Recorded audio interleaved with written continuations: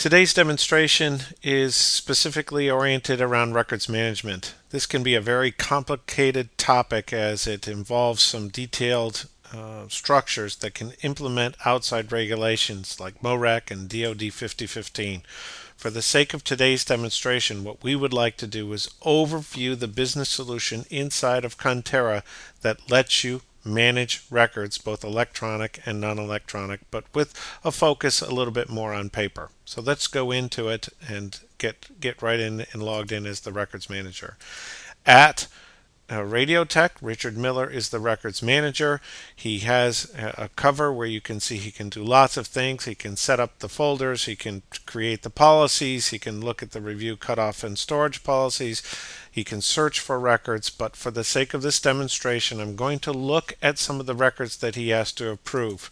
It's very critical in an organization that a records manager is the only person that can approve these records because they understand either the simple or complicated policies that each organization tries to implement using records management.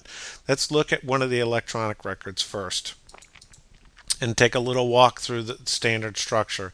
Each record, of course, has a name.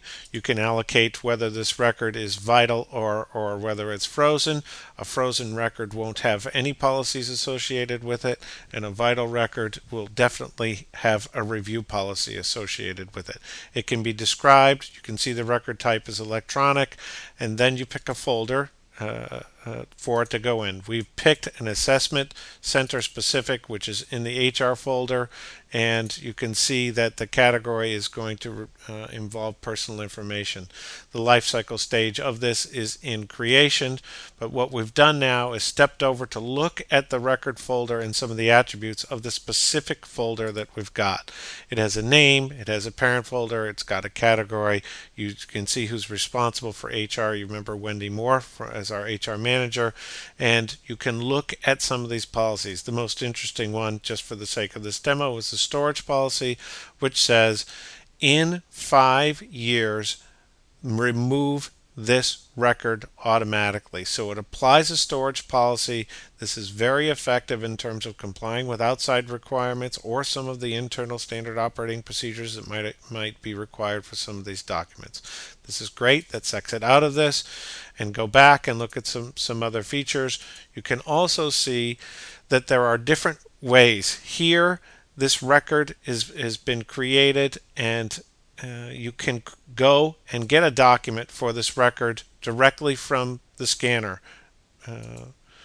and you can do this. We're not going to do that for the sake of this. There is another way that you can go straight to a card, and we'll pull up a document in Richard's favorite, and if he wanted to create a record for this, he would open it and he could create the record straight from here.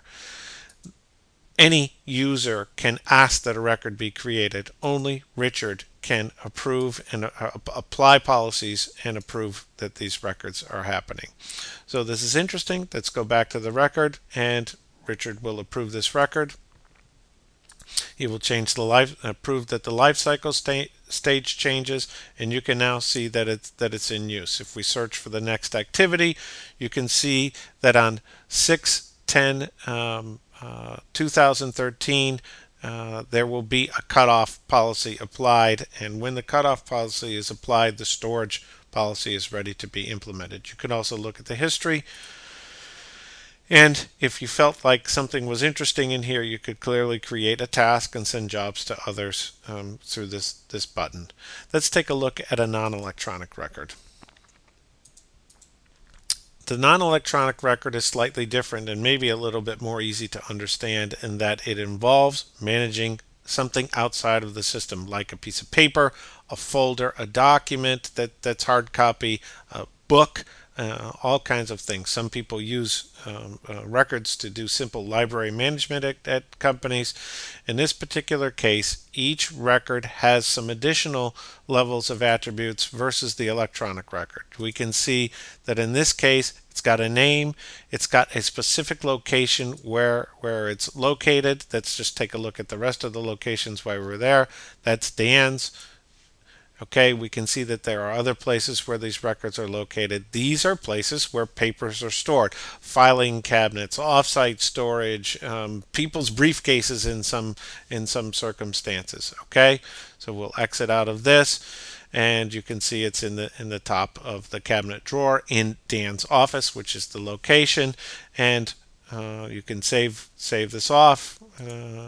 And get back, and we can improve this record. A couple other notes about the non-electronic records. Once it's created, you can in fact request to extract it, or you can in fact request to send the record off to another position outside of the repository. So you can see that the requested from the repository and the extraction, and you can get a full report as you can see in terms of sent to an organization.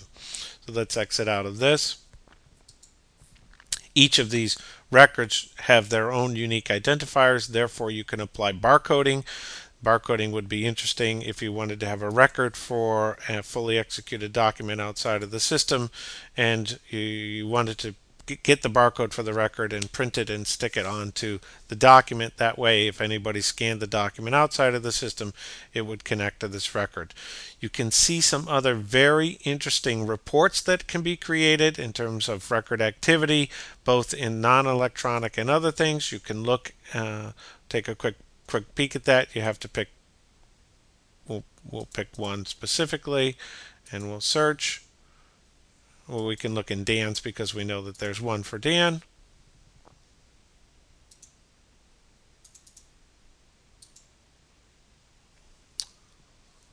And there are the two records that we put in there. These are all interesting features that records managers can use on a regular basis. We'll X out of this, and we won't save this document. Records management is a very comprehensive and sometimes complicated tool and set of policies to implement. We ask that if you're interested in a detailed presentation of this from the specific policies that your company is tasked to implement, we're happy to do it.